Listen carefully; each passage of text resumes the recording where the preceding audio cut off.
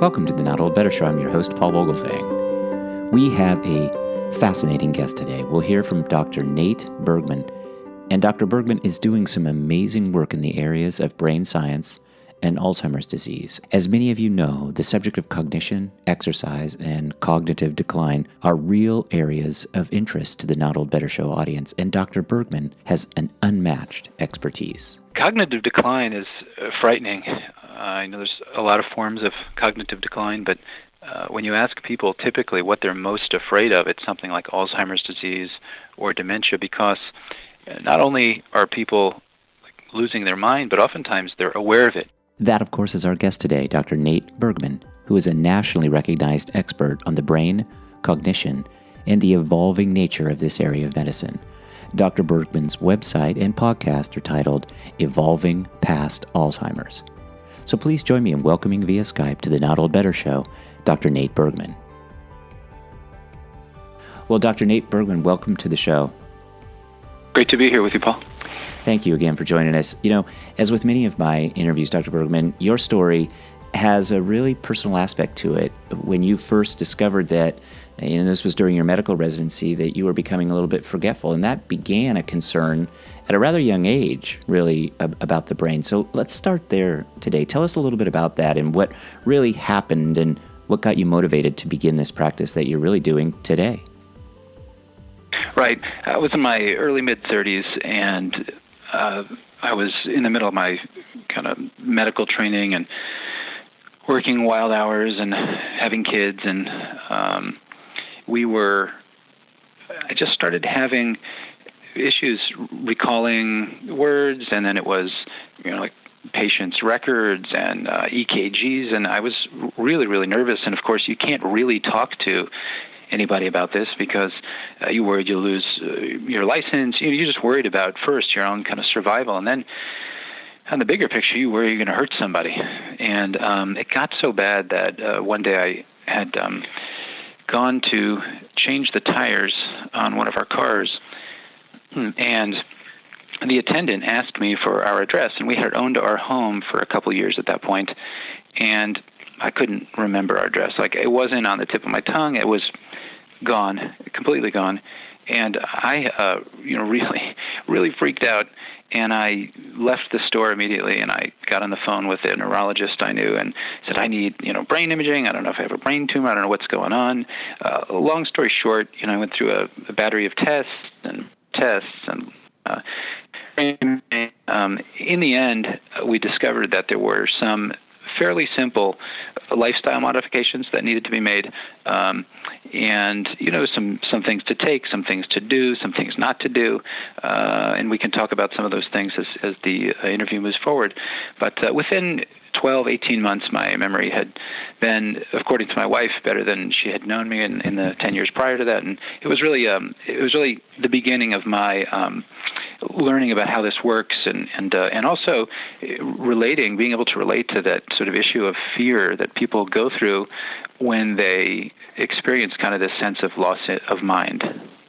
Yeah, I think when people hear brain science, when they hear the subject of Alzheimer's, it really does bring about fear. So when you say, some kind of lifestyle modifications, I did read about you that your wife is a registered dietitian. I think that's really important in all of this too, because some of those modifications can come from diet and from other places. What did you tend to focus on right then? Well, for us, because my wife's a dietitian, we had always ate pretty well. At the hospital, you cheat because you just, they say eat when you can, drink when you can, sleep when you can, that type of thing. But for the most part, we were eating better than I'd say probably 85-90% of the country, if not more. And for me, it was really about sleep and stress and kind of the right kinds of exercise. I'd always been fairly athletic and interested in exercise, but busy with work and kids. Some of these, usually the things that fall by the wayside are the things that are probably best for our health, as everybody knows. So it just became sort of a matter of building those elements into our schedule, having them so we knew when I was going to do something or my wife was going to do something, and and what we're going to do with the kids at that time. And really that's when, that was sort of the beginning of our turnaround, of my turnaround. Mm-hmm. Well, good to hear. I'm glad that that's improved for you, certainly. I know that one of the things that you focus on is this area known as functional medicine. There's also the term that's used, geriatrician. So tell my audience a little bit about the differences between a geriatrician and somebody who practices functional medicine working with older adults. Yeah, well, a geriatrician is somebody who's classically trained, typically in as a internist or family medicine doctor or perhaps a nurse practitioner, and then does extra training in care of older and more frail adults. Those are people that typically are worried about muscle loss and are oftentimes on many, many medications, usually very, very quite complicated folks. Medically, from sort of a medical standpoint. So I did that, and on the other side, functional medicine can be practiced by nutritionists and dietitians in some cases. Health coaches, to a certain extent, can practice with sort of a functional focus. Physicians, nurse practitioners, physicians assistants of all specialties, naturopaths, chiropractors. So it's a much more kind of wide swath of type of clinician or someone who's dealing with patients or clients can practice functional medicine. What functional medicine is a kind of holistic root cause investigation as to what's driving somebody's primary symptoms or what's bothering them. And in many cases, we deal with a lot of the classic chronic diseases like diabetes and heart disease and autoimmune disease. In some cases, cancer, but so we sort of take everything and approach it from a root cause standpoint. Can we discover what the key drivers are, and then, if anything, what can be done about each one of those kind of drivers? And one of your focus is also the area of cognitive health. So can we start with a definition of cognitive health, what that really means? Tell my audience a little bit about cognitive health. Yeah, cognitive health really starts probably in utero. The sort of the health of someone's mother at the time that they were. At the time their mother was pregnant with them, if mother was an alcoholic or smoked a lot or certainly did drugs, there's loads of studies on all types of congenital conditions or things that people can be born with that make them sick or impaired from an early age. Presuming that somebody had kind of a normal in utero experience and they're born in a relatively healthy environment and where there's, generally speaking, love and a fairly well-functioning family, the trajectory is that somebody's brain starts to decline around age 25, around age 40, around age 60, 65, and there's sort of this general trend towards kind of the aging brain and a loss of some brain function. Now, some things actually probably improve, but some things, processing speed, how quickly we can recall things, going into rooms, remembering what we're there for, those things typically decline with age. But cognitive health is obtaining or keeping the level of brain ability, both in terms of processing speed and things like driving that require something called visual-spatial recognition and memory and abilities, executive function, things like short-term memory and long-term memory. So all of those are kind of aspects or domains that could fall within the idea of cognitive health or the umbrella of cognitive health. So the idea of cognitive health is keeping all of those aspects of someone's cognition healthy and in the best shape it can be. Well, thank you for that. And conversely, cognitive impairment really starts the conversation, at least for today, with us around Alzheimer's. You work very closely with Alzheimer's. You write about that. You have a podcast that focuses on Alzheimer's health. Is there today a technology or a detection for some of the early diagnosis of this cognitive impairment and specifically early diagnosis of Alzheimer's disease? Yes, that's a really good question. There are many people, organizations, individual researchers that are after an early detection method. There are some things like retinal eye scans. There are some certain types of brain imaging, particularly SPECT image or PET imaging, a couple of different types of MRIs that are available that seem to identify changes in the brain that are consistent with Alzheimer's. But it's tricky because none of those tests are absolute identifiers of Alzheimer's. So it's still, I guess even a better question is, what do we mean when we say Alzheimer's? Because Alzheimer's probably isn't just one thing. It's sort of a mix of many, many things. So depending on what you're looking for, there are some technologies that will suggest the possibility of a coming diagnosis of Alzheimer's. Probably the best tests that we have now are brain imaging, so PET scans, and MRIs of the brain. If somebody wants to subject themselves to a lumbar puncture or a spinal tap, so-called, that's also a fairly good test. But there isn't one definitive test that absolutely diagnoses somebody with Alzheimer's, and that's really what a lot of researchers are after right now. Well, kind of getting back around to this idea of functional medicine, isn't some of the testing even using this holistic approach that you're now practicing, this kind of idea that you look at a lot of different factors to decide whether or not somebody might be early Alzheimer's? Absolutely.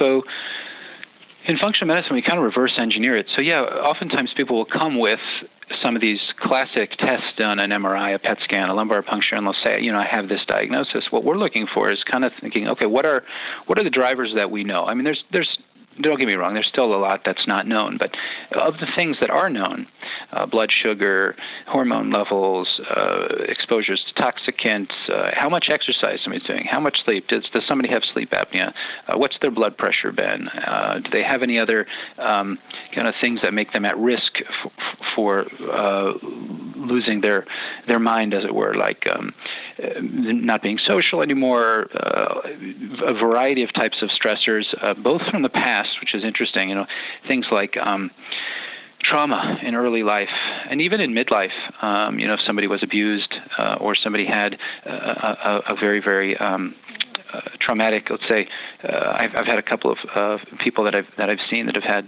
been diagnosed shortly after sort of a work crisis. These are usually younger people that I see, people in their 50s and 60s that had some huge crisis in their family or in their work life, and shortly thereafter were diagnosed with an Alzheimer's. And so all these types of triggers is what we're looking for, and we're looking to measure, and then to an extent there are things that we can do kind of drive the ball in the other direction. And not always, but oftentimes we'll see some people improve sort of mildly, and we've had some of these kind of unbelievable, spectacular reversal cases where people aren't necessarily back to themselves when they were 25 years old, but they have a big reversal in their symptoms, and they're much improved. We're with Dr. Nate Bergman. Dr. Bergman practices at the Cleveland Clinic, writes for the Evolving Past Alzheimer's blog and podcast, and really is an expert on the brain. It's just a pleasure to be talking to you, Dr. Bergman. You mentioned this idea of exercise, and certainly when I think of functionality and just kind of the ability to be more mobile and less restricted, I think of things like hand-eye coordination, and I think of exercise, and I think of yoga. You use this really interesting term called transforming the mind. For my audience, is there an opportunity to remain sharp through exercise, kind of transforming the mind? And what does the science say about all this? Yeah, in fact, probably the best scientific evidence for brain health is in the realm of exercise. And because that's the case, there's more and more big government dollars, NIH type of sponsorship, looking at exercise and things like dose, how much, which kind, which are to a large degree unanswered. But running increases, so jogging or running, if somebody's able to, and it's safe for them to do so, can increase some of the connections in kind of the front of the brain. Aerobic exercise improves creativity. Strength training can can kind of get rid of some of these little white spots that you might see on a CAT scan or an MRI, especially in women. Yoga can increase the gray matter of the brain and seems to increase learning and memory and compassion and things like that, and sometimes to for some people can decrease the sense of fear and anxiety that they have. Tai Chi has benefits. This sort of what's kind of new to the scene or relatively new to the scene is high-intensity interval training. Seems to increase blood flow to the brain. Has all types of benefits. So, I once asked a neuropsychologist, somebody who's very prominent and well-known in kind of the psychiatry space and cognitive impairment space. I said, "What's the best type of exercise that you could to do?" And he said, I sort of offhand, but seriously, whatever somebody will do. I'm partial to dance. Every Sunday we go out and dance, and I just whatever's fun, whatever you like. Whatever you got and do something, get your heart rate up, so you get a little sweaty. I think that's the best exercise. And then if somebody's able to do all these things, then we can talk about, okay, what exactly is the best type, and for how long and how much. Well, let's talk a little bit about nutraceuticals and supplements. What should my audience be aware of to sort through kind of all the various things that are out there? What kinds of tips would you give my audience to really pay the right attention to get the right information about some of these products? Yeah, so the first thing is that you really have to, you can't just play around with supplements. I mean, some of these things have significant interactions, and especially if for people that are aged and are on more medications, and typically people are in their 20s and 30s, there are potential drug interactions, and those need to be identified. And I think people would do the best to look those up themselves. A lot of times, even the providers or doctors don't know about those things. So there's a great website called Natural Medicines Database. Does cost money to get access to, but oftentimes you can get access through a local library or a university library if you have access to it in your city. But in any event, to look up the interactions with medications is always a good idea. That's first off. I mean, that's just sort of safety first. Second, the quality of vitamins or nutraceuticals are absolutely not equal across the board. There is not really FDA regulations, so you could have somebody putting on a bottle that there's 250 milligrams of magnesium when there in fact is nothing, and there really isn't anybody watchdogging that on a day-to-day basis. And there was an expose in Frontline, I think it was in 2015, kind of middle of the year 2015, where they kind of went into the shelves, one of the shelves of places like CVS and Walmart and Walgreens, and pulled some supplements off the shelf. And I think to a significant extent, a lot of the products didn't have in them what they said they had in them. So, I mean, so you got to really be careful about who you use, who you're buying supplements from. Amazon is certainly a great resource, but you don't really know who you're buying them from. So something might say you might think you're buying it from a reputable company, but it might be somebody has repackaged or relabeled something, and it really isn't a good way to know. So who you get the supplements from is also important, and usually that's directly from a healthcare provider or something like that. So there are a number of high-quality supplements that can be purchased, but can only be purchased, like a lot of these companies will only allow them to be sold by somebody who is a healthcare worker or a healthcare practitioner, like a doctor or a nurse or something like that. Does that answer your question, Paul? Yeah, that's very helpful. Thanks, Dr. Bergman. I appreciate the resource, too, of the Natural Medicines database, and we'll put up a link to that on our show notes, as well as a link to your great website, Evolving Past. I really found that website, Evolving Past, to be rich with resources, too, and I just encourage my audience to go check out the evolvingpast.com website, which, again, we'll put up a link. But one of the articles that I thought was, that just jumped right out at me as being an important one for my audience is this also a list, this 5 things you can do to improve your memory and slow down or reverse Alzheimer's disease. So maybe you could just go over a couple of those things, and again, we'll refer people directly there, but tell us what's important, most important about that list. The things that are most doable, I would say that if I had to choose the 2 most important things for most people, and it varies case by case. But for most people, the most important thing is exercise, and that's 1A, and 1B is diet.